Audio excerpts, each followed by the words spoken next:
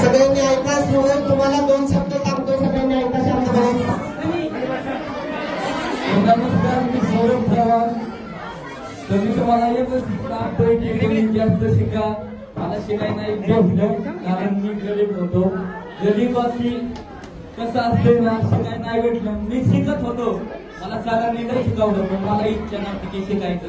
मी बोलून जायचं डॉक्टरला, कुठे बी बोलून जायचं. तुम्ही शिका, खूप मोठं व्हा.